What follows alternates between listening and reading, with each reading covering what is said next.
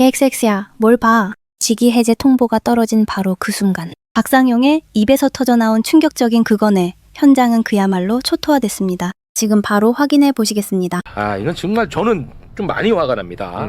검사 박상용은 이재명 대통령을 제거하기 위해서 관계자들을 회유하고 압박을 가해 거짓 진술을 받아내려 했다라는 혐의를 받고 있는 자입니다. 네. 근데 관련해서 대검이 정직 2개월 징계를 지난 5월에 청구했어요. 지난 5월에. 근데 그 내용도 사실은 우리 성에 안 찼었죠. 그렇죠. 다들 까먹었을 테니까요. 5월에 대검 언론 공지 소개 부탁드립니다. 수사 절차상의 관련 규정들을 위반한 비위 사실을 확인해 대검 감찰위원회 심의를 거쳐 박상용 검사에 대해 징계 청구를 했다.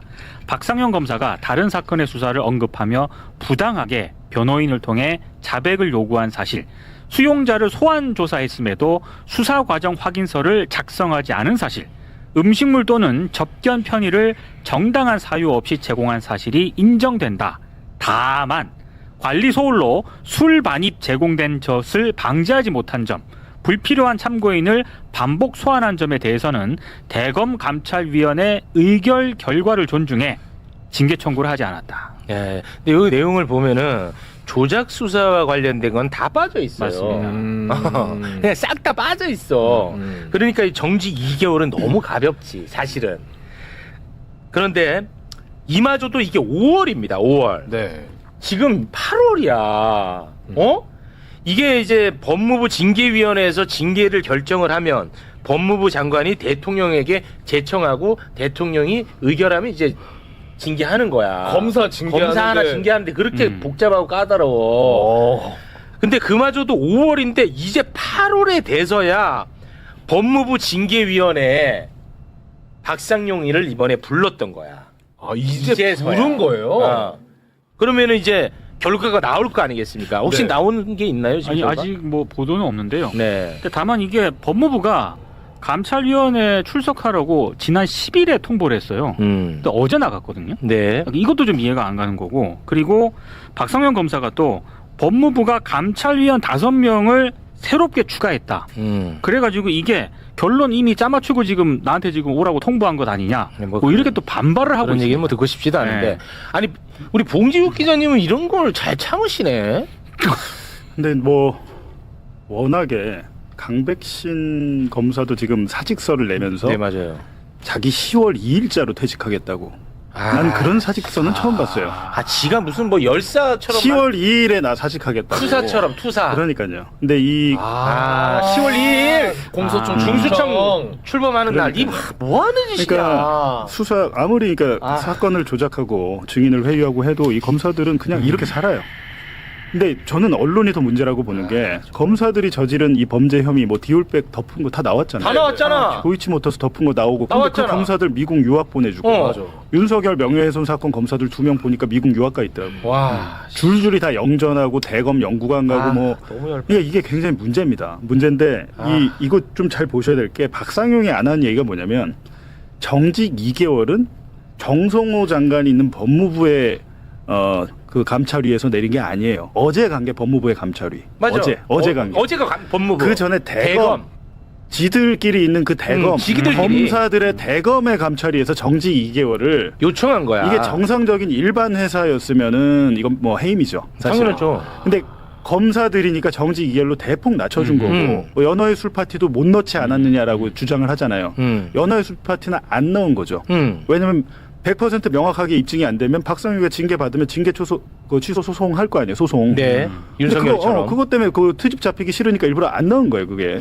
근데 저는 그리고 하는 말이 서민석 변호사와 자기가 통화한 녹음 파일이 공개됐잖아. 국정조사 기간에 공개가 돼서 온 국민이 듣기 평가를 다 했는데 우리 100번씩 들었잖아. 자기가 그거를 쭉 다 보니까는 자기의 무혐의가 여기 있더라. 그런 얘기 전하지 말고. 라고 주장을 하잖아요. 그러니까 저는 이런 겁니다. 그러니까 다시 한번 들어보시죠. 당시에 변호사와 피의자의 변호사와 담당 검사가 이게 나눌 수 있는 얘기인지. 예. 근데 저런 거에 대해서 자기는 문제가 없고 오히려 자기의 무혐의를 뒷받침하는 증거라고 주장을 하는데 그 억지를 쓰고 있는데 언론들이 앞에 가가지고 박상용이 감찰이 들어가기 전에 마이크를 주잖아요. 아, 그건 전하지 마. 그 내용은. 그러니까 네. 이렇다는 거예요. 아니, 근데- 세상에 어느 공무원이 징계받으러 가는데 앞에서 맞아요. 인터뷰하고 말이 됩니까 그게? 나와가지고. 아니, 근데 봉지욱 네. 기자님, 이재명 대통령을 제거하기 위해서 연어술 네. 파티가 이제 있었던 거잖아요. 맞죠? 예. 그 이재명 정부가 들어섰어. 이재명 정부에서 법무부 장관을 임명했어. 그런데 왜 이게 빨리 진행이 안 되는 건데? 아니 그래서 지금 많은 분들이 좀 혼란스러워하잖아요. 아니 뭐 이재명 정부 되면 수사 기소 분리 바로바로 되고 할 것 같았는데 형사소송법 개정에서 검사의 수사권 보안 수사권 박탈도 겨우겨우 이뤄졌고 진짜 어떤 얘기까지 나오냐면 뒤집히는 거 아니야? 법이야 바꾸면 되는 거니까. 지금 보시면 언론에 보시면 오늘도 경향이고 이거는 진보 보수 따지지 않습니다. 오늘도 경향에 보니까 마약 사건에서 경찰이 압수한 거를 증거 제대로 그 압수 목록에 안 넣어가지고 2심에서 이 마약 사범이 무죄가 나왔다. 이 경찰 때문에. 네. 라고 나온 거예요. 근데 경찰이 재판에 들어갑니까? 경찰은 수사를 해서 그러니까 수사 기록을 보내잖아요. 검찰에. 네. 그럼 검사가 뭐예요? 꼭 확인해야죠. 검토하잖아요. 네, 그리고 검토해가지고 자기가 법리 구성해서 혐의 적용해서 재판에 넘기잖아요. 그렇죠. 그렇다면 우리 일반적인 상식을 가진 사람은 야 검사가 수사가 미진하면 하라고 한 게 뭐였어요? 보안수 아니에요? 네. 검사가 네. 수사가 미진해. 그럼 이거 압수물 이거 빠졌으니까 넣으세요. 보안사 요구를 하든지. 네. 검사가 한 행위는 얘기하지 않고 언론은 뭐라고 하냐면 경찰이 잘못했다. 경찰도 잘못이 있지. 이거예요. 경찰이 잘못이 있지만 보도는 그렇게 나오는 거예요. 근데 이런 보도들이 계속해서 매일 한두 개씩 나오는 이유가 뭐냐? 장윤기 사건 같은 거 비슷한 거 하나 더 터지면 뒤집겠다는 거고 네. 장윤기 사건의 경찰 수뇌부 전직 국가수사본부장까지 검찰이 전부 다 입건했습니다. 그리고 강남경찰서의 양정원 씨가 그 사기 사건 관련해서 무혐의 준 수사과 2개를 강남에서 지금 검찰이 털고 있어요. 근데 이런 것들을 빌드업을 하고 있는 게 아닌가라는 생각이 들고 언론에서 환경을 만들어주면 어느샌가 국민 여론 뭐 이렇게 핑계를 대면서 야 다시 그냥 안 되겠다. 수사권 주자 검사한테. 이렇게 갈 수도 있다는 겁니다. 한 말씀 드려도 될까요? 여기에도 같이 좀 화 좀 내주세요. 대책. 대책. 와, 좋다. 네. 보편적인 대책. 네. 수사 과정에서 이러한 법 위반에 예를 들어서 지금 어떤 모습이냐면 묻고 답하는 진술을 하고 그중에 검사나 경찰도 마찬가지 수사기관은 선별해서 조서를 작성하잖아요. 네. 그 과정에서 문제가 생기는 거예요. 네. 축소하거나 왜곡하거나. 그러니까 이렇게 하지 말고 제가 제안하는 방법은 지금 인공지능 그냥 대화를 하면 대화하는 순간 한글로 작성이 되니까 묻고 답하고만 하고 작성은 인공지능이 작성하게 하더라도 95% 이상의 한글 정확도가 나오고 또 나중에 그 조정을 하면 되니까 이런 식으로 해서 공개 수사 결국은 공개하는 거죠. 이렇게 수사를 이제는 좀 바꿔야겠다. 투명하게 바꿔야겠다. 그 제안하는 방법 중에 하나입니다. 인공지능을 활용하자는 수사에 네. 저는 그거는 경찰뿐만 아니고 검사한테도 똑같이 적용돼야 되는 네. 보편적인 기준인데 이와 같이 수사 과정에서의 지금과 같은 묻고 답하고 그중에 선별해서 자기가 워딩 치고 이 방식을 이제는 극복해야 된다. 알겠습니다. 자, 박상용 문제는 뭐 이 정도에서 정리를 하겠습니다. 자, 오늘 김경호 변호사가 나온 이유가 있습니다. 김경호 변호사는요, 12산 내란이 발생하자마자 바로 이것은 내란이 아니라 군사반란이라고 주장을 했습니다. 네. 내란 우두머리 같은 경우에는 사형 또는 무기징역인데 군사반란 우두머리는 무조건 사형만 해당돼요. 오직. 그래서 군사반란이 내란보다 훨씬 더 무거운 죄입니다. 근데 처음부터 그거를 주장을 하셨죠. 그래서 김경호 변호사는 군사반란으로 윤석열 등에 대해서 고발을 했어요. 그러자 종합특검이 군사반란으로 윤석열 등을 입건을 해서 수사를 했습니다. 네. 김경호 변호사는 이제 기대를 했겠죠. 그렇죠. 그런데 종합특검에서 군사반란 철회한다라는 입장을 냈습니다. 그래서 이 때문에 김경호 변호사는 화가 지금 머리끝까지 나 있는 상태입니다. 네. 근데 종합특검뿐만 아니라 그전에는 이제 조은석의 내란특검도 내 군사 반란이 되지 않는 이유에 대해서 한번 입장을 낸 적이 있어요. 내란 특검에서도. 네. 그거 먼저 소개 부탁드립니다. 군 통수권자의 명령 또는 승인 아래 이루어진 국권 침해는 내란죄는 성립이 되나 군사 반란죄는 성립되지 않는다는 대법원 전원합의체 판결이 확립이 되어 있다. 12.3 비상계엄 사태에 군사 반란죄를 적용해 수사를 개시 진행하는 것은 수사력 낭비이고 법리에도 반한다. 이런 입장을 밝힌 이렇게 적이 낸 있습니다. 거야. 그러니까 전두환 때 전두환이 그 쿠데타 저질렀잖아요. 그렇죠. 그때 그 재판 받을 때 대법원 전원합의체 판결 보면 이거는 군사 반란 될 수도 없다. 김경호야 좀 정신 차려라. 시간 낭비하지 말고 이렇게 해갖고 이게 이제 좌절이 됐어. 그래서 이 종합특검이 출범해갖고 열받아갖고 이번에는 군사 반란으로 좀 해라 하고 고발한 거야. 종합특검에. 종합특검에서는 군사 반란 될 것 같아서 했는데 종합특검도 똑같은 이유로 철회를 하겠다 입장을 낸 거야. 자, 그런데 그러면 우리가 이제 당시 대법원 전원합의체 판결문을 보면 되잖아. 그렇죠. 맞지? 네. 판결문 소개 부탁드립니다. 자, 다수 의견인데요. 군 형법상 반란죄는 군인이 작당하여 병기를 휴대하고 군 지휘 계통에 반항하는 경우에 성립하는 범죄다. 이건 이제 12.12 군사 쿠데타. 그리고 군 형법상 반란죄는 군인이 작당하여 병기를 휴대하고 국가기관에 반항하는 경우에 성립하는 범죄다. 이건 이제 1980년 5.17 비상계엄 그때 이제 얘기를 한 겁니다. 자, 이렇게만 보면 뭔 얘기인가 싶죠? 이제 김경호 변호사님 설명 부탁드립니다. 먼저 수사력 낭비다. 네. 네. 좋은 너 왜 고발했냐? 김경호 너. 예. 저도 네. 저를 모욕한 거죠. 모욕감을 줬죠. 그건 맞죠. 똑같이 이 자리에서 주겠습니다. 다만 저는 너무 법리적으로 법리적으로 그렇죠. 법리적으로 차분하게 그렇지. 논리적으로 주겠습니다. 그렇습니다. 네. 자, 먼저 네. 전두환의 그 전원합의체 판결 96도 3376 그것을 가지고 지금 저를 공격하는 겁니다. 맞아요. 조은석도 그렇고 조은석 특검도 그렇고 권창영 특검도 그렇고 맞아요. 네. 그런데 먼저 이야기할 것은 그들은 이 다수견해가 말한 반란의 두 가지 유형이 있는데 그 중에 한 가지 유형만 잘라가지고 전형적인 형식적인 법조인들이 하는 행태인데 그게 뭐냐? 군인이 병기 들고 작당해서 군 지휘 계통의 반항. 이것이 반란이다. 요거 하나만 가지고 지금 제 고발을 찢어 발기고 있다. 그런데 좀 이따 설명하겠지만 이게 이제 12.12 건이군요. 그렇죠. 또 하나 설명하겠지만 그 뒤에 보면 잠깐만요. 요거 알아들었어요? 네. 그러니까 군인이 예를 들어서 최고 통수권자는 대통령이잖아. 네. 대통령 지휘 받지 않고 쥐들끼리 반란 일으키면 이거는 반란? 군사 반란에 해당한다. 네. 요게 12.12 쿠데타에 해당하는 거야. 그때 대통령 승인이 있으니까 반란이 아니다. 이제 이런 논리인데 첫 번째 유형은 근데 그거와 별개로 두 번째 유형은 뭐냐? 군인이 병기를 들고 국가기관에 반항. 네.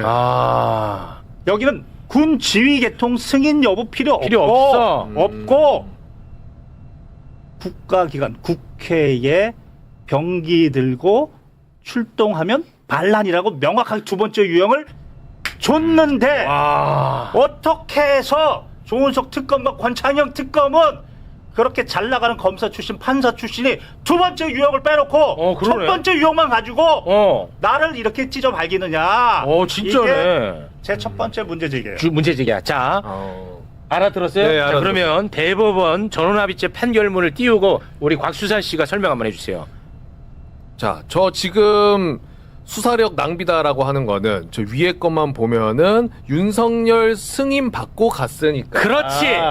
이거는 군사 반란 아니잖아. 할 필요가 없다. 그렇지. 대법원에 저 판례가 있지 않냐. 근데 변호사님은 그렇지. 그것도 있는데 뒤에 걸 보면은 총 들고 국회에 가서 체포하려고 하고 창문 깨고 들어가고 반항하지 않았냐. 그것도 반란이다. 100점. 맞아? 됐다. 야, 야, 100점.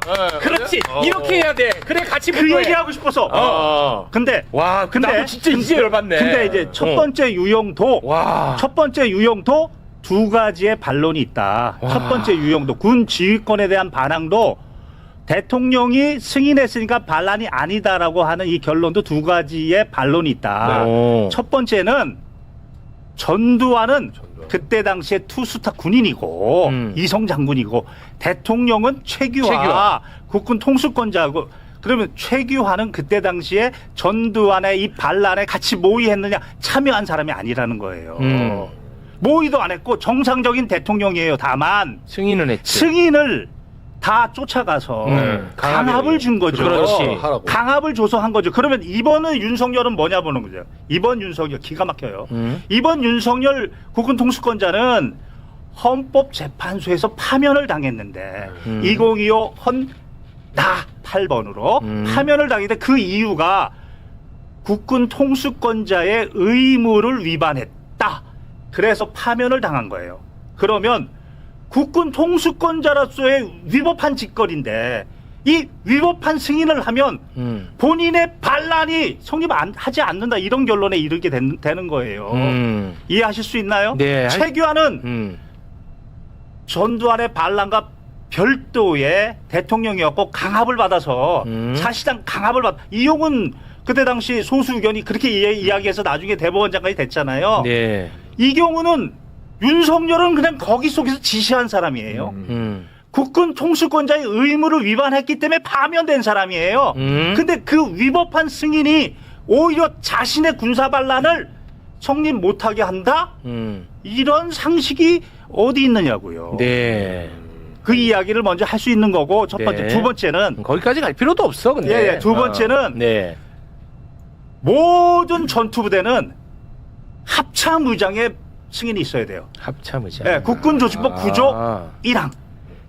모든 그게 바로 군 지휘권의 정당한 행사예요. 그런데 비선으로 해서 하나는 화이트리스트, 비선으로 해서 곽종근 이진으로 지금 합참의장을 배제했잖아요. 군 지휘권에 대한 반항이지. 네. 또 하나는 정보사는 어떻게 노상원이라는 민간인을 통해서 그렇게 해서 지금 무장 군인이 움직였잖아요. 네. 합참의장에 대한 군 지휘권 반항했잖아요. 이 두 가지의 그러네. 논거를 그나마도 들 수 있다. 첫 번째 유형에서도. 첫 번째 유형에서도 12.12 사건 유형에서도 군사 반란에 해당한다. 그렇죠. 하지만 거기까지 갈 필요 없이 5.17 쿠데타에는 그렇죠. 똑 떨어진다. 그 당시 5.17 비상계엄을 선포하고 그것도 최규하가 선포했어요. 형식적이죠. 그것도 강압을 받은 거예요. 그 다음에 5.18 우리 민주화 네. 혁명이 일어났잖아요. 광주에서. 네. 그때 탱크 몰고 국회로 갔잖아요. 네. 그거를 뭐라고 그랬어요? 반란이다. 자, 그때 그러면 군 지휘 계통 이런 얘기 안 했어요. 그냥 지휘 계통 중요하지 않아. 그냥 군인이 탱크 몰고 병기 들고 국가기관을 반항했다. 국가기관에 그렇지. 반항했다. 그렇지. 그래서 반란이다. 이렇게 된 거예요. 맞습니다. 그러면 김현태가 무장군인 데리고 국회 갔잖아. 국회 갔고 반항했잖아. 고동이가 무장군인 데리고 중앙선관위 서버 들어갔으면 두 번째 유형으로 당연히 반란이지. 똑 떨어지지. 그리고 이 반란을 지시한 사람이 윤석열이면 반란 수계지. 왜 이 상식을 깨트리냐 이거야. 조은석하고 권창형은. 그리고 무슨 수사력을 낭비했다고 그래. 세금 내기가 싫어. 아니, 1년에 몇 억씩 내는데. 제가 옆에서 듣다가 저는 생방송하면서 걱정해보고 처음입니다. 쓰러지실까봐 이러다가 내가 쓰러지면 저쪽이 쓰러지다. 아니 이러다가 쓰러져야지. 많이 참는 거. 이러다가 참고 있어. 쓰러지실 거 오늘 최근 이흥구 대법관이 이유. 파기 환수가 있는데 많이 참았어. 아파트에서 맨날 싸우잖아. 서로 돈 가지고. 그러니까 걔 XX라고 욕을 했나 봐. 그러니까 이런 모욕이야 그랬더니 이흥구 대법관이 9월 7일 날 그 퇴임하기 전에 이흥구 야 퇴임해. 그거는 모욕에 외부적 명예훼손에 구체성이 없어. 그거 가지고는 그냥 무례한 표현이야. 라고 아주 정확하게 모욕이 아니라고 그래서 내가 오늘 욕을 할까 하다가 우리 어머니께서 걱정하셔서 참고 있다. 그렇지. 지금. 대법 판례에 의한 분노입니다. 대법 판례에 의한 분노. 세금은 꼭 잘 내주시기 바랍니다. 진짜 아, 여러분 이번에도 많이 추억이야. 참아요. 나 미치겠어 진짜. 자, 많이 참아. 네. 이분은 지금 공익적인 차원에서도 이게 굉장히 중요한데 그럼요. 이게 꺾여서 화가 났고 첫째. 두 번째는 나는 합당한 고발을 했는데 나를 시간 낭비하게 만든 사람으로 만들어서 모욕적이라서 화가 나는 거야. 아, 그렇죠, 그렇죠. 이 두 가지 다 공적 분노라고. 자, 여기서 또 하나 있어. 또 하나. 하나 있어요. 아니 하나만 더 있어. 하나만. 아, 또 하나. 이중 기소. 여기가 더 중요해. 이중 기소. 이중 기소. 이중 기소이기 때문에 불기소하겠다 이건데. 잘 보세요. 자, 여기 무슨 잘 봐. 말이냐면 잠깐만. 이거 설명해야 돼. 수산이 안고 가니까 더 좋죠? 안고 가야 돼. 불기소한다. 이미 윤석열 등은 내란으로 재판을 받고 있잖아. 그렇죠. 기소가 됐고 한참 기소되고 또 재판 받고 있단 말이야. 네. 근데 또 같은 건으로 아. 군사 반란으로 기소를 하면 이중 기소다. 특검에서 이 주장을 하고 있는 겁니다. 거기에 대한 아, 오케이. 분노. 지금부터 제가 이야기하는 거 들으면 모든 국민이 오늘 이후로 뚜껑이 열리실 겁니다. 이 얘기를 하면. 네. 자 보세요. 이중 기소니까 공소 기각된다. 지금 이 논리예요. 맞아요. 이 얘기는 무슨 말이냐면 전제가 애초에 그게 바로 공소 사실의 동일성이라고 얘기하는데 시간, 장소, 행위, 대상이 같다는 거예요. 유사성이 있다는 거예요. 같죠. 그러니까 애초에 심우정 검찰총장 밑에 있는 박세현이가 내란 수개로도 기소할 수 있었고 반란 수개로도 기소할 수 있었다. 이게 전제가 돼야 이중 기소란 말이 나오는 거예요. 이해 가세요? 그때 선택이 내란 수개로 했기 때문에 똑같은 사실관계에 이제 반란 수개로 기소하면 안 돼. 이게 바로 이중 기소라고요. 네. 그리고 내가 요구했던 고발장은 뭐냐면 뭐예요? 나도 그거 안다. 그러면 이때에 대비책으로 형사소송법이 준비한 제도가 있다. 공소장 변경. 이와 같이 그 행위, 시간, 장소가 김현태는 똑같이 국회 가서 난리 쳤으니까 그거를 지시한 윤석열을 내란 수개로 축소해서 기소해 놨는데 이거를 사형만 있는 반란 수개로 공소장 지금과 변경? 같이 야 이거 늦었어. 이거 기소하면 이거 똑같은 이중 기소야 라고 하려는 짓을 알고 저는 이럴 때 바로 공소장 변경, 즉 주의적으로 1차적으로 반란 수개로 한번 판단해 주시고 이거 아니면 예비적으로 지금 하고 있는 내란 수개로 내란으로? 판단해 주세요 라는 정확한 제도가 있으니 이렇게라도 심판 대상으로 역사상 올려라. 왜 네가 판사냐? 왜 네가 끊어? 네가 왜 끊어?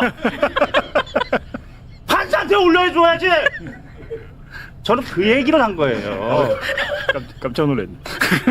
아니, 최욱한테 뭐라는 줄 알고. 오늘 욕 안 했어요. 아니, 왜 끊냐고. 좀 놀랬잖아요. 특검! 특검 왜 끊어? 그게 바로 사초를 쓰는 심정이고 정의가 강물처럼 흐르는 그런 수사야.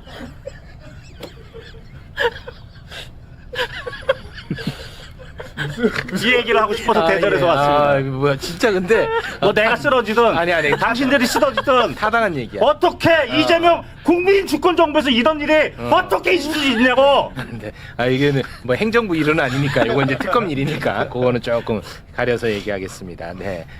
타당하시네. 그러면은 제가 확인 차원에서 질문 하나만 할게요. 이중 기소를 지금 특검에서 자꾸 얘기를 하니까 만약에 그러면 내란범 중에 대법에서 확정 판결이 나온 건에 대해서는 이 주장을 그러면 안 하신다는 거죠? 만약에 그랬다면? 확정 판결을 하면 안 하죠. 그러면 맞네. 이 말이 확정 맞네. 판결이 되면 안 그러면 되지만 됐어. 지금 진행 중이니까 그렇지. 항소심에서 그냥 공소장 간단하게 변경이야. 우리는 정말 대한민국 역사를 위해서 이제 알았어. 우리는 주의적으로 반란 수개로 주의적으로 먼저 판단해 주시고 이거 아니면 맞아. 지금 하고 있는 내란 수개로 한번 판단해 주세요. 이거는 아무런 힘도 안 들어가는 거예요. 아니, 제가 듣고 보니까 제가 또 화가 나는 게 뭐냐면 지금 검사들이 가장 자신들의 성과로 자랑하는 게 뭐냐면 부산 돌려차기 사건 그거 공소장 변경한 거를 제일 많이 자랑하잖아요. 그렇죠. 똑같네. 똑같잖아. 이거 같이 덧붙이고 얘기하세요 앞으로. 예, 똑같네. 그거 똑같잖아요. 지들이 제일 성과로 얘기하는 거잖아. 예. 물론 그 성과 맞습니다. 그건 성과 맞아요. 그렇죠. 그렇듯 이것도 그렇게 해라. 그래서 제가 이번에 영상에서 얘기했던 게 왜 상층부는 법리적으로 깎아주고 그렇지. 왜 군인들은 있는 대로 그렇게 강하게 처벌하려고 어떻게 종료 시점도 12월 14일이었다고? 권창형 특검은? 웃긴 거죠. 12월 4일 종료된 거죠. 왜냐하면 내란범은 상태범이기 때문에 폭동이 끝나면 끝난 거예요. 목적범이 아니에요. 그래서 탄핵 소추가 된 12월 4일이 종료됐다? 아니 그런 정의감이 있으면 상층부에다가 네.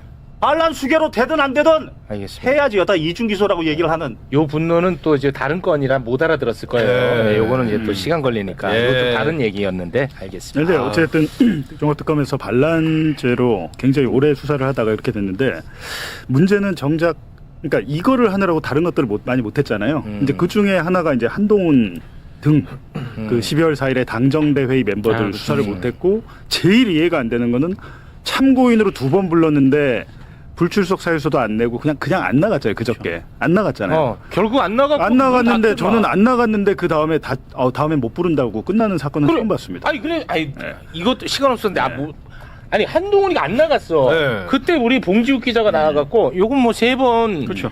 해가지고 안 나오면은 체포합니다. 라고 얘기해갖고 나는 그것만 기다리고 있었거든. 네. 그런데 지금 특검은 안 나왔어요. 저희는 여기서 문 닫습니다. 그걸 어떻게 한동훈은 그러니까 예를 들면 뭐가 있냐면 와. 참고인이 안 나와요. 그럼 참고인은 영장하면 잘 안 나와요. 체포영장이 참고인이니까. 근데 강백신이나 어미준 같은 애들이 제일 잘 쓰는 법 기술이 뭐냐면 기소 전에 증인 법정에 불러가지고 참고인 조사할 수 있어요. 법정에서 기소 전 증인 신문이라고 자기들이 사실은 이거 거의 변호사들도 잘 모르는 그런 개념이더라고. 근데 이걸 한동훈 본인이 법무부 장관 할 때 저희 수사할 때 뉴스타파 촬영 기자고 뭐고 다른 기자들이 저희 때문에 참고인 조사를 부르는데 안 나갈 거 아니에요. 네. 그러니까 그때 당시 강백신 그 팀에서 기소 전 증인 신문이란 저희 처음 봤습니다. 그걸. 그래서 법정에 부르니까 안 나갈 수가 없는 거예요. 법정에. 그래서 저희 촬영 기자, 그래픽 기자, 뭐 편집 기자들이 법정에 불려 나가서 언론사 기자들 다 앞에 있는 데서 신문을 받았습니다. 그러면 특검에서 그 한동훈이 정말 중요하다고 생각했으면 기소 전 증인 신문이라도 했어야 되는데 이제 와서 저희 23일에 끝나니까 더 못 불러요. 그럼 시작을 왜 했어요? 그렇게 할 것 같으면 한동훈에게 빌미만 준 거예요. 정치 특검이라고 말하는. 정확합니다. 그러니까 되게 멍청한 짓을 한 거죠. 네. 알겠습니다. 자, 저희가 좀 아직도 이 정치 이슈가 좀 남아 있거든요. 네, 네. 그래서 우리 김경호 변호사님과는 여기서 좀 인사를 나누겠습니다. 네, 가면서 한마디만 수사력 낭비가 아니고 수사 왜곡이다. 우리 김경호 변호사님 들것에 실려 나갑니다. 대단히 고맙습니다. 봉지욱 씨는 앉아 계시고, 네, 이거 같이 해 이런 얘기 이슈. 근데 많은 분들이 오랜만에 시원했고, 맞아. 오랜만에 그래도 조금 미소 지을 수 있었고, 심각성도 깨달았다. 근데 솔직히 뭐 내 입장에선 다 맞는 얘기야. 네. 네, 저는 그랬습니다. 많은 분들 공감하고 계세요, 지금. 그렇죠. 내 입장에서 다 맞는 얘기야. 네. 자, 지금부터는 이제 국내 정치 이야기 나눠보도록 하겠습니다. 자, 곽우신 기자 오랜만에 매불쇼 찾아주셨습니다. 박수로 모십니다. 네. 안녕하세요. 네. 고맙습니다. 자, 왜요? 네? 왜? 뭐가요? 뭐가? 저 가만히 있었는데 왜요? 아니, 요새 제가 좀 자격지심 때문에. 죄송합니다. 뭔일 있어요? 아니, 혹시 뭐 제가 놓친 게 있었나? 죄송합니다. 제가 세계관 바로바로 편집이 안 돼서 죄송합니다. 자격지심 네. 때문에. 나 혹시 무시하나 해가지고. 응원하는 사람 많습니다. 네, 알겠습니다. 무시하나 해가지고. 왜 그래요? 자, 오늘 예. 우리 곽우신 기자님은 국민의힘에 오늘 좀 큰 뉴스들이 많아서 네. 국민의힘 상황을 좀 살펴보려고 모셨는데 네, 감사합니다. 요거 잠깐 이따가 나누고 네네. 오늘 이 이슈가 지금 제일 관심이 많은 것 같아. 그래서 청와대 이야기부터 좀 하고 가겠습니다. 네, 이게 지금 제일 뜨겁죠, 솔직히. 그러니까 사실 예, 좀 예. 연결이 좀 되어 있는 부분이긴 한데 그래요? 국민의힘하고. 이게 제일 뜨거우니까 요거 잠깐 정리하고 갈게요. 어제 갑자기 이재명 대통령이 국민의힘 다선 의원들하고 골프를 쳤다는 이제 보도가 나왔습니다. 네네네.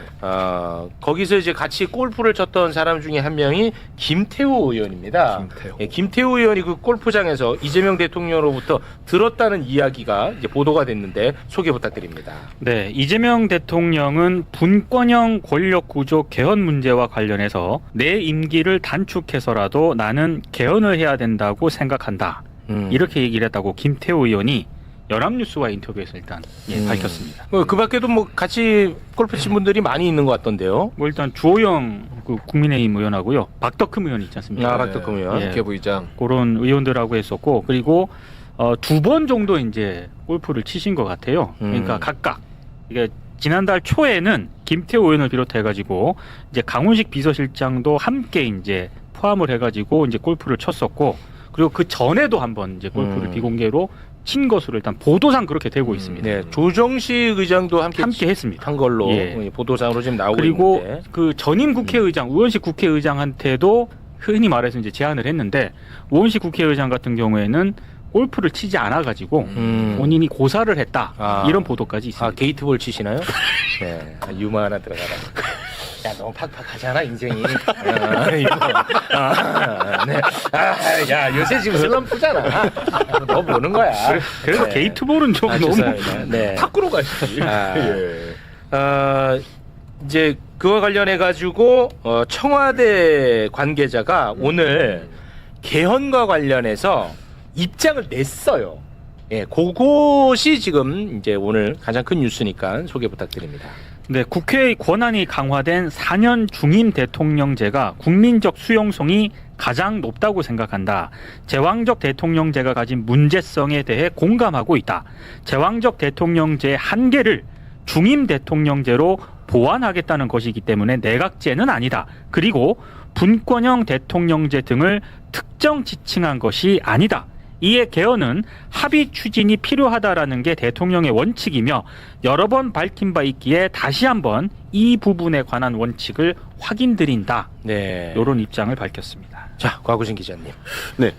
우원식 국회의장이 마지막에 그 헌법 개정안을 결국 표결에 붙이지 못하고 입술 맞아요. 막 깨물고 그렇죠. 의사봉을 탕탕탕 했던 거 맞아요. 기억을 하실 겁니다. 네. 그래서 개헌 드라이브가 어떻게 하나 했는데 조정식 의장이 큰 잘못을 하셔서 연임 관련한 네. 이야기를 하는 바람에 연임 관련 큰 잘못을 하심으로써 사실은 개헌이 확 죽어버렸단 말이죠. 이슈 네. 자체가. 근데 어떻게 보면 이재명 대통령이 직접 이 개헌 드라이브에 좀 다시 불을 붙이기 위해서 어떻게 보면 정치적인 결단을 좀 한 게 아닌가 싶은 생각이 드는데 저쪽에서 결국 대통령 임기 연장하려고 그런 거네. 그러니까 국민의힘에서 계속 그거를 받아가면서 공격을 했잖아요. 네. 근데 오히려 지금 대통령 청와대에서 나온 거는 임기 단축할 건데 단축해서라도 중임제로 가고 개헌하자. 사실 이 얘기로 연결되는 거거든요. 그러니까 저쪽에서 너네 어차피 대통령 임기 연장하려고 지금 이재명 임기 연장해서 독재하려고 그러는 거지. 그래서 개헌이 죽어버렸으니 연임. 역으로 해가지고 그냥 어차피 내 임기 단축해서라도 중임으로 가자. 그리고 제왕적 대통령제를 해소하기 위해서 조금 대통령의 권한을 내려놓겠다. 어떻게 보면은 그건 뭐 어떤 거예요? 대통령의 권한을 좀 축소하는 방향의 네.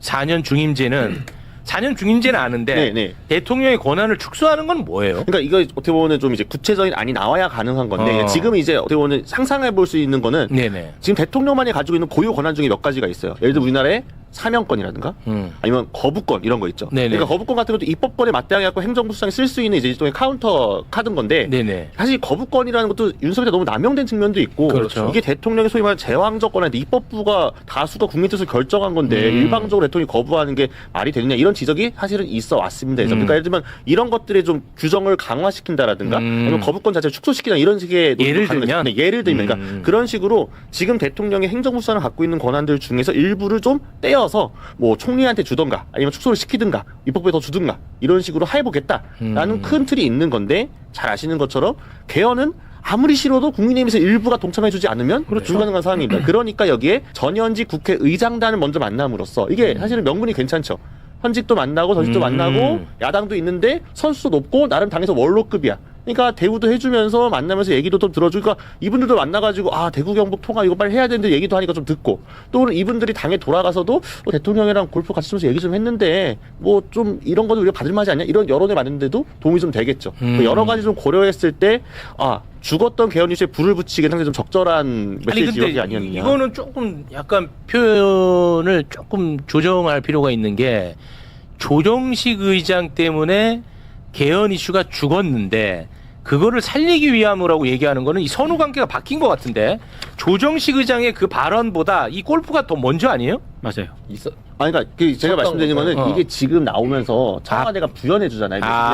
이번에 낸 메시지? 네. 이게 뭐냐면 사실은 이게 조금 민감하거나 이런 사안이 될 수 있으면은 청와대가 NCND 하는 메시지를 안 내도 돼요. 근데 지금 여기서 이렇게 청와대 관계자 발로 기사가 나오는 거는 어쨌든 기자들 앞에서 백브리핑을 한 거잖아요. 네네. 이런 식의 해석을 덧붙여주는 거는 청와대 그 보완을 해주는 거죠. 우리 일전부터 우리도 의지가 있었고 야권에서 지금 의심하는 것처럼 야 우리가 정말로 독재할 거였으면 그런 말을 이전에 했겠니? 이런 식의 얘기들을 밑에 깔아주면서 이렇게 덧붙여준 거로 해석을 합니다. 그러면은 그 임기 단축이라는 표현이 있는데 이거는 개헌에 대한 의지 표명의 차원에서 나온 발언이겠죠? 뭐 실제로도 가능은 하죠. 임기 단축이? 네, 그러니까 임기 단축이 왜냐면 아니 국민들은 5년 하라고 뽑아줬는데 왜 임기 단축을 해? 그러니까 예를 들니까 이게 어떻게 보면 야권을 설득할 수 있는 카드가 하나 되는 거죠. 아까 말씀드린 것처럼 이게 그 개헌 시기에 맞춰가지고 예를 들면은 개헌을 언제 할 건데 다음 총선 시기하고 맞추겠다. 그래갖고 개헌 통과가 되게 되면은 네. 다음 대통령 뽑는 선거까지 조정이 돼야 되잖아요. 근데 네. 이제 대통령의 이 현직 대통령의 임기를 요거 선거 시기 개헌 시기에 맞춰가지고 뭐 1년 줄이는 식의 방향도 고려가 가능한 거죠. 그래요? 근데 아니 그거는 네. 예전에 노무현 대통령도 4년 주민제 얘기하면서 개헌할 때 임기 단축할 수 있다라고도 말씀하신 적이 있어요. 그래요? 네, 있고 이건 아마 2030년이니까 다음 대선이 아마 지방선거랑 맞출 수 있겠죠. 네, 그런 식으로 근데 맞춰서. 이거는 네. 뭐 되게 이상한 건 아닌 게 우리 국정과제 1호가 국정과제 1호 TV 토론에서 아마 논란이 됐었잖아요. 그 개헌. 국정과제 1호 개헌이에요. 네. 이미 4년 중임제하고 결선투표제 도입하겠다 이렇게 국정과제가 1호가 있어서 개헌. 나름대로 그거를 이제 추진을 해왔던 것 같은데 이게 저는 하나 좀 그런 게 지방선거 이후에는 어찌됐든 대통령의 이제 그런 행보가 멈춰 있었잖아요. 멈춰 있었잖아요. 그 이후에 지방선거 그렇게 이제 끝나고 뭐 이렇게 뭐 골프를 뭐 이렇게 더 이상 진행하지 않고 딱 지방선거 다음 날인가 다다음 날 거는 전에 잡혀 있었기 때문에 한 것 같은데 이 이슈가 지금 조선 중앙 이렇게 나왔거든요. 이슈가 한겨레 경향에서 나온 기사가 아니에요.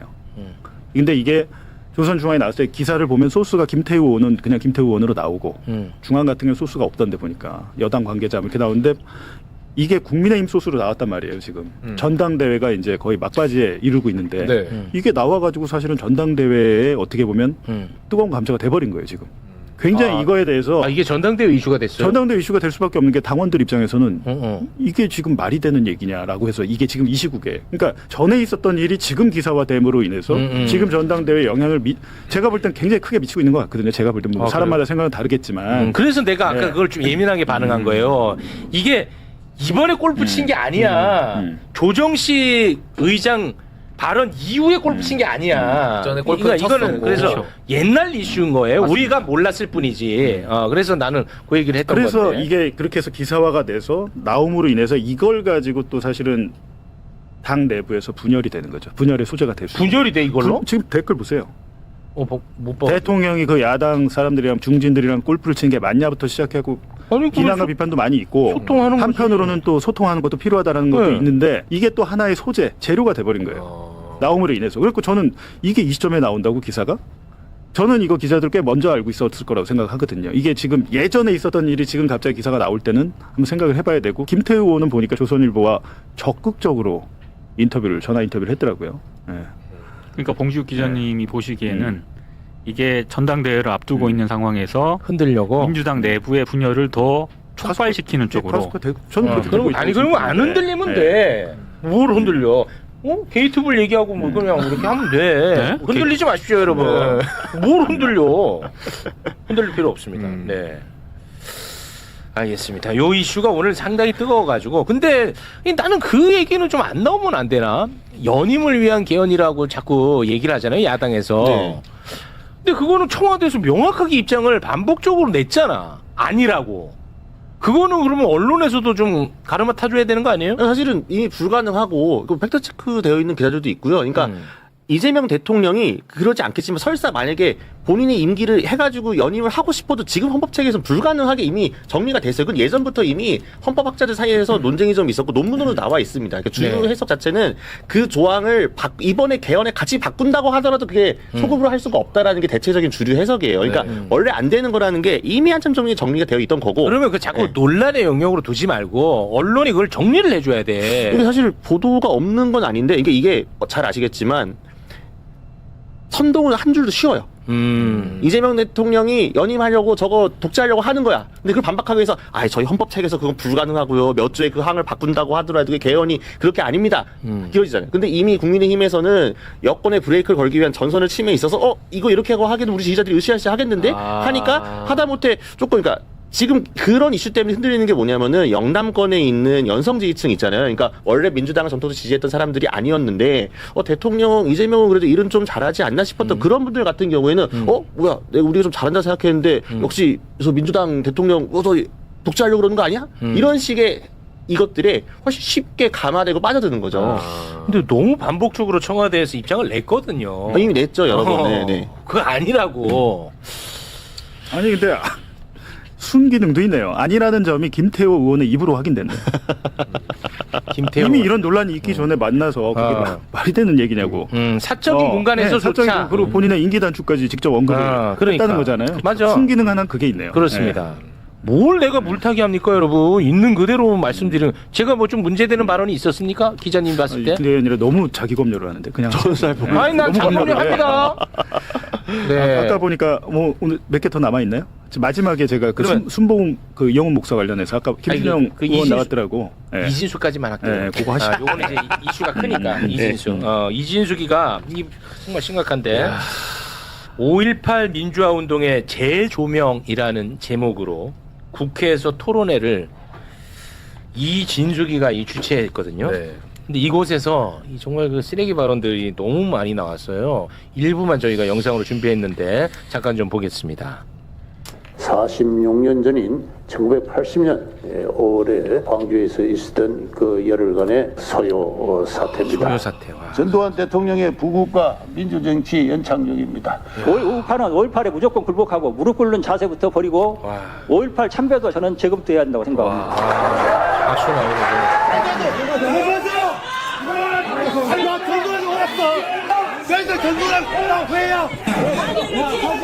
왜 앉으라고요? 날고 내야지.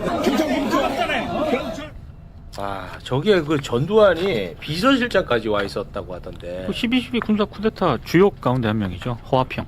이거 어떻게 민주당은 어떻게 한답니까? 저 국회 안에 들어와서 한 거죠, 저거? 국회에서. 그 도서관입니다. 국회 도서관장이 국힘 몫으로 추천된 사람이거든요. 그런 것도 난 이번에 처음 알았어. 네. 국힘 몫이 또 있더라고. 원래 그렇습니다. 원래 그래요? 도서관장은 그 상대당.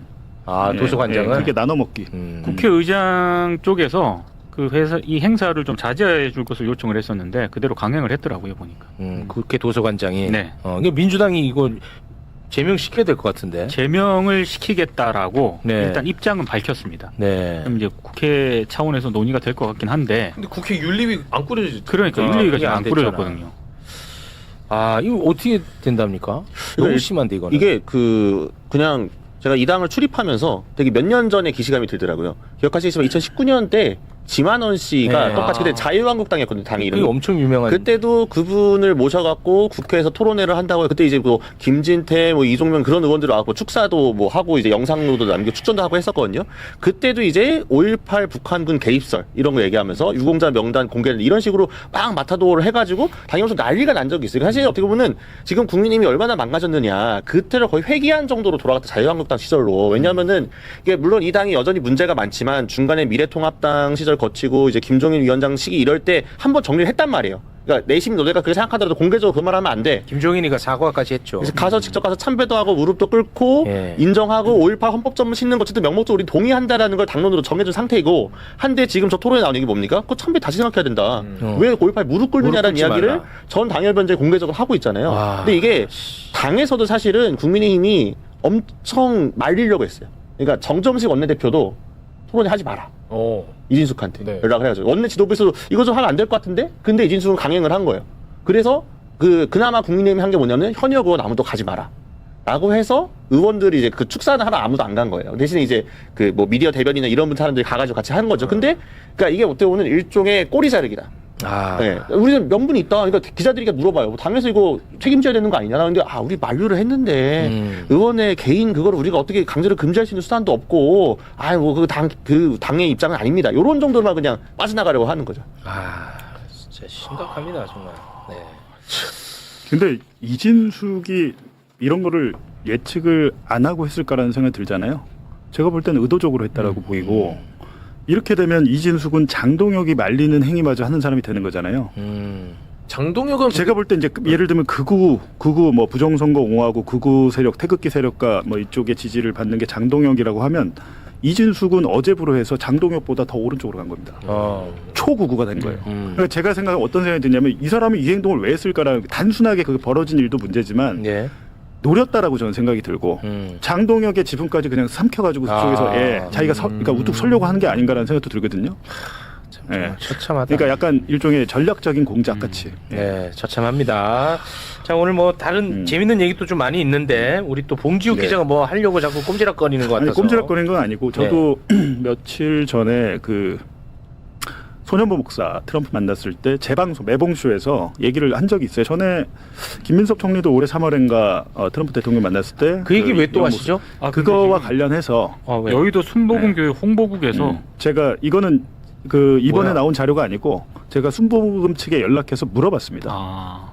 당시에 중앙일보 기사가 단독 타이틀을 달고 이영훈 목사의 주선으로 김민석 총리가 트럼프를 만났다고 기사가 나왔고 교회 관계자의 코멘트도 있었다. 그러면 여기에 대해서 교회는 그때 어떤 입장이었냐고 물어봤더니 당시에 하도 연락이 많이 와서 보도 자료를 낸 적이 있다. 교회가. 그래서 그 보도 자료를 제가 받았어요. 좀 띄워져 보시면 뭔데 안 보여? 예, 한번 읽어주시죠. 이게 언제 이게 당시에 중앙일보 기사 올해 3월이겠죠. 중앙일보 기사 나온 직후에. 기사 나오고 직후에 보도자료 매불쇼 아까 김준영 의원 나왔을 때 네. 그 중앙일보 그 기사 언급을 했잖아요. 네. 그걸 기사에 거기에 대해서 대한 순복음교회 입장인데 순복음교회 입장이 제가 읽어드리겠습니다. 나온 거예요. 네네. 자, 알려드립니다. 오늘 보도된 김민석 국무총리와 도널드 트럼프 미 대통령의 면담 관련 기사들에 대해 여의도 순복음교회의 입장을 전해드립니다. 보도된 바와 같이 이번 면담 성사 과정에서 본 교회와 미국 백악관 신앙사무국 간의 오랜 유대가 소통의 가교가 된 것은 사실입니다. 하지만 이번 성과는 무엇보다 우리 정부가 한미 관계 회복을 위해 쏟은 전방위적이고 적극적인 외교적 노력의 결실입니다. 여의도 순복음교회는 그 과정에서 오랜 시간 민간 외교로 쌓아온 복음주의 네트워크를 통해 작게나마 일조했을 뿐입니다. 또 여의도 순복음교회는 국적과 정파를 초월해 오직 한미동맹의 영적 가치와 국익을 위해 기도해 왔습니다. 이번 일 또한 순수한 종교적 유대가 민간 외교 차원에서 긍정적인 역할을 한 것으로 이해해 주시길 부탁드립니다. 관련하여 한 가지 부탁의 말씀드립니다. 혹시 기사 작성 과정에서 교회 관련한 입장이나 참고사항은 공식 부서인 홍보국으로 연락해 주시기 바랍니다. 지금 이거를 보면 그러니까 아까 김민석 후보 측에서는 이제 본인의 입장을 냈는데 이거를 보면 기사를 부정하고 있지는 않습니다. 맞습니다. 일단 예. 이거는 이거는 기사에 대한 해명 자료나 반박 자료가 아니고 이런 거를 통상 설명 자료라고 해요. 근데 교회 입장에선 부담스럽다고 해요. 당시에 마치 이용 목사가 진짜 이렇게 한 것처럼 너무 이렇게 100%한 것처럼 낸 부담스러워서 근데 여기 워딩을 보면 작게나마 일조했을 뿐입니다라는 표현이 있고 그렇죠. 그리고 또 세 번째 문단에 보면 긍정적인 역할을 한 것으로 이해해 주시길 부탁드립니다. 이 얘기는 기사를 긍정한 거예요. 그렇잖아요. 기사에 대해서 긍정하지만 하지만 이것을 오롯이 이영훈 목사가 다 했다라고 하기에는 부담스럽다. 그래서 이 자료를 낸 거예요. 네. 그러니까 따라서 제 말은 뭐냐면 폴라이트 목사와 이영훈 목사는 오랜 가교가 있고 폴라이트 목사가 서울에 와가지고 순복음교회 간 적도 있어요. 간 적도 있고 되게 친한데 어찌됐든 이때 당시 도움을 줬던 건 사실이다. 라고 교회 측에서 얘기를 한 것이다. 네. 라는 겁니다. 제가 그 말씀을 드리는 거예요. 왜냐하면 이게 지금 팩트 논란이 있어서 네. 따져보면 이용훈 목사와 관계없이 일정이 예정되어 있었다고 하면 그에 대한 모든 외교부의 기한부터 시작해갖고 스케줄이 다 잡혀 있었을 거 아닙니까? 네. 근데 이것과 별도로 그러면 총리가 신앙사무국의 수석 고문을 따로 만났다. 뭐 한국교회 뭐 정권 탄압했다 이런 얘기하니까 설명하기 위해서 아까 보니까 반론은 그렇게 돼 있던데 두 개의 일이 별개라고 하면 설명 자료가 이렇게 나오면 안 되죠. 네. 알겠습니다. 네. 뭐, 곽우신 기자는 뭐 어떤 상황인지 잘 모르실 수 있으니까 네. 그냥 그런 줄 아시면 돼요. 요 이제 진실 공방에 어쩌다가 또 매불쇼가 중간에 들어가 있었어요. 고생 많으십니다. 네, 그렇게 네. 좀 알아주시면 될 것 같고. 근데 확실히 매불쇼가 그래도 파워는 있네요. 매봉쇼에서 진작 했는데. 아 이거 했었어? 지난주에. 야 알려드려. 제가 문제라고 알려드려. 입장문 매불쇼에서 알려드립니다. 매봉쇼에서 먼저 했답니다. 알겠습니다. 예. 근데 저는 이거를 왜 이렇게까지 부인을 할까? 왜냐하면 이게 나쁜 게 아니거든요. 예를 들면 우리가 북한을 상대할 때도 정상회담 할 때 공식 채널만 움직이지 않거든요. 비공식 채널도 움직여서 소통을 하고 종합적으로 예. 제가 보니까 이제 이 순복음교회 관계자한테 듣기로 그 예전에 트럼프가 싱가포르에서 김정은 만날 때 네. 그때도 문재인 정권이었잖아요. 네. 문재인 정권에서도 이용 목사가 그 네트워크 이 지금 이 교계 네트워크를 통해서 도움을 준 적이 있대요. 아니 그러니까 저는 그러니까 그런 일들이 꼭 나쁘게만 볼 것이냐. 근데 그게 손현보 목사 그 사건이 나오다 보니까 왠지 좀 안 좋게 보이지만 아니 그러니까 그 자체가 뭐냐면 그렇게 나쁜 건 아니다. 당시에 중앙일보에서 보도된 게 되게 많이 퍼졌어. 퍼졌어요. 그러니까 이영훈 목사를 통해 가지고 뭐 가교육회를 해 가지고 총리가 트럼프를 만났다. 이게 모르는 사람 없지 않았어요? 대부분 다 그렇게 알고 알았어요. 있죠. 네. 근데 그때 비판적인 목소리를 냈던 사람 최소한 제가 체감하기로는 한 명도 없었어요. 없었고 없었다고. 총리실에서도 반박하지 않았고. 아니 근데 이번에는 너무 좀 세게 이제 좀 기분이 매우 나쁜 게 너무 역력하게 보이거든요 이게.